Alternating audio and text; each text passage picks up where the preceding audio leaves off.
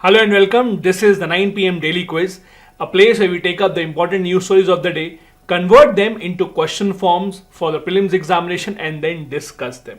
Our endeavor here is to take very diverse set of questions from different sources, such as the Hindu newspaper, the Indian Express, the PIB, Down to Earth magazine, so on and so forth. Yesterday we had the budget, so today's newspaper was filled up with the announcements that were made in the union budget.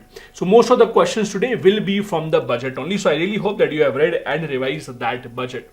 Also, a lot of you have been showing interest in these courses that I'm running. So thank you so much for all your positive responses.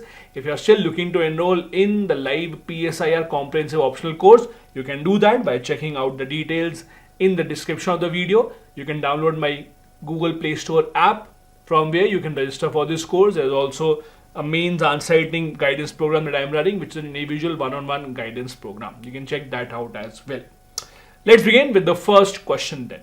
Consider the following statements with regards to capital gains tax. Number one, the term capital gains can be defined as profits accumulated from the sale of any capital asset. Second, any asset that is held for less than 36 months is termed as a short-term asset. In the case of immovable property such as flat or let's say land, etc., the duration is 24 months. Third, listed securities, zero coupon bonds, and equity oriented mutual funds must be held for a period exceeding 12 months to be considered as long-term capital asset. Now, whenever the budget is announced, one of the major announcements and where everyone pays attention is the taxation part. In the taxation part also, income tax and the tax that the government is putting on your investment, the profit that you earn. So let's say if you have a flat or you have an apartment that you bought for 50 lakh and then you are selling it off for 1 crore rupees. So the profit that you're earning is 50 lakh in between. On that, the government will take a tax. Now that depends whether it is a long-term sale, whether you held that property for over 24 months or less than that. Depending upon that, short-term or long-term capital gain will apply to you. The government, for example, wants you to hold the property longer, wants you to hold the assets longer. So usually the long-term capital gain will be lesser taxed as compared to short-term, because when you sell something in short-term, it's a lot of volatility in the market. First, second and third, all three here are true. The answer here is C. As the number of Indians who are investing in the stock market has been increasing in the past few years, since then there has been a lot of interest and focus on the capital gains tax. That is why it remains in the news. This is on the front page. Long-term capital gain tax has been increased to 12.5%, which was 10% earlier. Next question number 2. Consider the following statements with regards to FAME scheme. Number 1. FAME India is a part of National Electric Mobility Mission Plan. Second, the first phase of the scheme started in 2015 and was completed on 31st March 2020. Third, the nodal energy for the scheme is Ministry of New and Renewable Energy. How many of these are correct? Now, as you know, the Government of India has been giving quite a push to renewable energy, electric vehicles, etc. In that respect, this kind of question is important. First is correct. FAME, that is faster adoption and manufacturing of hybrid electric vehicles, is a part of National Electric Mobility Mission Plan of India. FAME, as you know, since then has been in two different phases, phase 1, phase 2, now phase 3 will begin. Phase 1 was from 2015 to 2019 and not 2020. In 2019, 1st of April, the second phase had started. So by the end of financial year 2018-19, first phase existed. Third is also wrong. It is actually the Ministry of Heavy Industries, the Heavy Industries Ministry, which is the nodal agency for the FAME scheme and not the Ministry of New and Renewable Energy. This is also wrong. So the answer here is A. Only one is correct. Second and third statements here are wrong. There is a article once again in the Indian Express newspaper about how the government is giving a push to PLI scheme, that is Production Linked Incentive Scheme, where the government wants electronic products and electric vehicles, etc. to be made in India. Question number 3. With reference to Namo Drone Didi scheme, consider the following statements. This again was in the news because of the budget allocation. Number 1. Under the scheme, 15,000 women self-help groups will receive agricultural drones to assist in crucial tasks such as crop monitoring, fertilizer spraying and seed sowing. Second, The initiative not only provides women with employment opportunities, but also enhances agriculture productivity through integration of modern technology. Third, it is a centrally sponsored scheme. How many of these are correct? Now, first and second are very similar to each other. So if the first statement is correct, second also seems to be correct only. Second says that it will integrate technology into farming. That is what the first one is also saying. So first and second are correct. Third is actually wrong. It is not a centrally sponsored scheme. It's actually a central sector scheme. Now, this is your homework for today. In the comment section, you have to tell me what is the difference between a central sector scheme and a centrally sponsored scheme. How are these two different? Again, one is central sponsored scheme and one is central sector scheme. How are these two different? Tell me in the comment section. The answer here is B. Any two are correct, first and second. The third statement here is wrong. This is an article in the Indian Express again about 500 crores rupees being allocated to Namo Drone Didi scheme.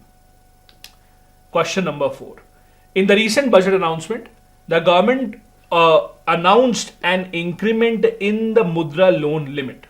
The new limit is what now? Rupees 10 lakh, 20 lakh, 25 lakh or rupees 50 lakh.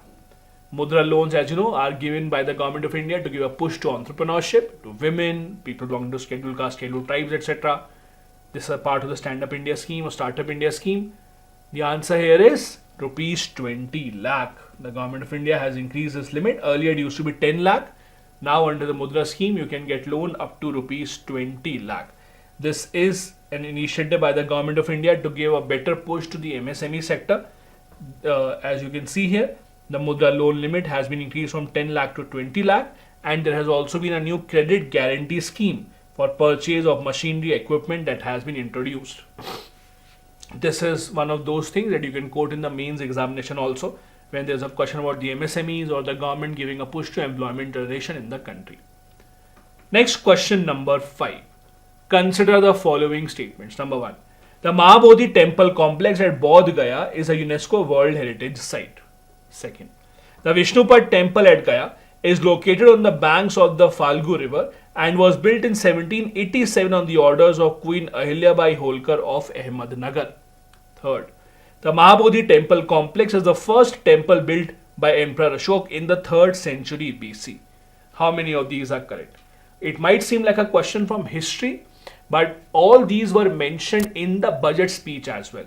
As you know, a major chunk of the assistance given to the states yesterday was announced to be given to Bihar and Andhra Pradesh. Bihar also got a push for tourism, where the government announced that they will be revamping a lot of important historical sites in Bihar. And the two that were mentioned were these two temples, a Mahabodhi temple and the Vishnupat temple. That is why both these are relevant. All the three statements here are correct. The Mahabodhi temple is a UNESCO World Heritage Site. It's supposed to be the first temple built by Emperor Ashok. Second statement also is true. These two temples are very nearby in Gaya. These are about 10 kilometers apart from each other. So usually whenever someone goes to Gaya, they visit both of these temples. This is the article in the Indian Express newspaper about how the government of India has been giving a lot of attention to redevelopment of Vishnupat temple, Mahabodhi temple, Nalanda, Rajgir, etc. The government says they will be redeveloping it on the lines of the Kashi Vishwanath temple in Varanasi. We have one more question. Today we have 6 questions. The last question is, consider the following statements. Number 1. Bhutan is a top recipient of Indian government aid to foreign countries in the Union Budget 24-25 with an estimated aid of 2068.56 crore. Second, the Chabar Port project has been allocated rupees 100 crore in the Union Budget. And third, despite India protest, Maldives has been allocated rupees 400 crore in 24-25 budget. How many of these are correct? Now, this is a usual occurrence. The government of India, as a part of the budget, does give out some money to our to our neighboring countries and to some other countries to develop better relationship. So it's a very common practice. Bhutan usually always gets the highest share, and then there's Nepal. We basically divide that between different countries in our neighborhood. We allocate some money to the African countries as well. In that aspect, all these are absolutely correct. To Chabar Port, in the past 3 years, continuously we have been allocating rupees 100 crore every year. Maldives has been getting a similar kind of a share every single year. Last year, the actual spent on Maldives was over 700 crore rupees. That, as you know, apart from the budget announcement, the government can increase or decrease the spend also throughout the year. So the same happened in Maldives. All the three statements are correct here. The answer here is C. This is the article in the Indian Express newspaper about how neighborhood first policy has been given a priority in our external affairs allocation. To end the session today, once again, I have an important infographic for you. As always, today's infographic is about major ports in India. You might have heard about major ports, minor ports. How are they defined? The difference is major ports are the ones that are owned and controlled by the central government. Minor ports are the ones that are owned and controlled by the state government. So do remember this difference. There are 12 major ports. The 13th major port is under construction right now in Maharashtra, that is the Vadhavan port. So there are existing 12 major ports right now that are under the control of the central government. They are recognized under the Indian Port Act of 1908. This brings us to the end of today's session. Do hit the subscribe and the like button if you have not done so far. If you have any questions or discussions that you want to have about UPSC preparation, anything that you want to ask me about, how can I help you, I have given my number and my email ID in the description of the video. Feel free to contact. Thank you so much. Bye-bye. Jai Hind.